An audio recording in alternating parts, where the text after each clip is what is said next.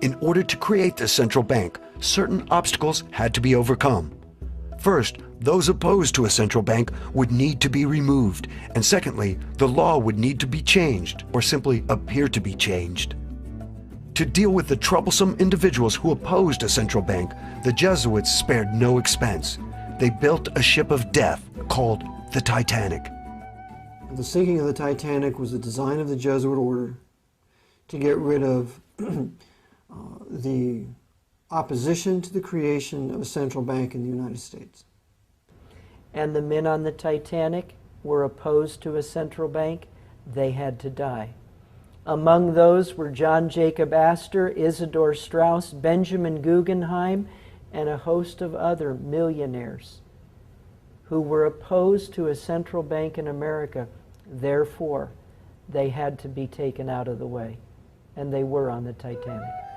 The company building the ship was owned by J.P. Morgan, who was himself an agent of the Rothschilds family, the Rothschilds being the bankers for the Pope and the Vatican.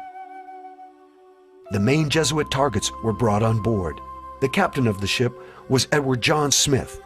It appears from his actions that Captain Smith was a Jesuit coadjutor, that is, a Jesuit who has taken the oath but does not wear the robes. A coadjutor blends into the scenery and never looks like a Jesuit priest. It is a veteran sea captain, Edward Smith, who orders the ship to travel through an 80-square-mile ice field at full speed on a moonless night. There had been over 8 telegrams warning the captain of the danger. He's warned 8 times, slow the ship down, slow the Titanic down, you're going too fast. Not once stopped. Knew there was an iceberg field up ahead, knew that he should have slowed down, but didn't. And so you look and you say, how was it that this man could go headlong into a field of icebergs and not slow the ship down, not be more careful?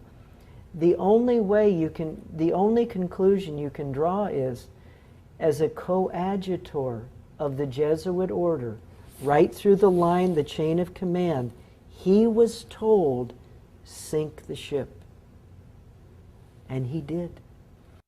On board the Titanic, and this is all documented in a National Geographic video that was put out in 1986. You can go to your local library and they'll either have it on hand or they can get it on library loan. But on that videotape, it shows that as the Titanic was coming up along the coast of England, it had various stops. And at one stop, a Jesuit priest got on board. His name was Francis Brown. Francis Brown got on board the Titanic, took pictures of all of the wealthy people, took pictures of Edward Smith, the captain, and then, just before the Titanic set sail across the Atlantic, Francis Brown got off. And then, of course, the Titanic sunk. Well, Francis Brown is given a camera by his bishop, by his uncle, the bishop, and he is told to go down and take all these pictures of all these people we're going to kill in first class. And so that's what he does. He takes picture of all these rich people, everybody that's there is going to go down, and a rich passenger offers him passage. Well, he knows the ship's going to go down, but he very sheepishly got in contact with his provincial. And the provincial's message was, get off that ship. Like Brown, another noted passenger, Jesuit agent J.P. Morgan, did not make the ill-fated sea voyage. Even though booked on the ship for passage to America, Morgan also fortuitously canceled at the last minute. Of course, J.P. Morgan, he had his own suite reserved for him. And there were some 55 men who at the last minute canceled their reservations on the Titanic. J.P. Morgan was one of them. Said he was sick. Oh, by the way, and don't load any of my art treasures on the Titanic either. So he didn't have any of his art treasures on it either. Didn't lose any of that. How do we know there was foul play involved with the Titanic? When the iceberg was sighted, it was First Officer Murdoch who attempted to port around the deadly object. This was sound enough, but Murdoch also ordered the engines into reverse. Author Wynne Wade asked the obvious question. As long as Murdoch was trying to veer out of the iceberg's way, why had he jammed on the brakes, so to speak, by throwing the engines full speed astern?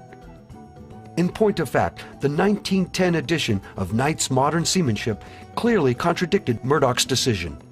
The instructions are clear: avoid reversing the engines.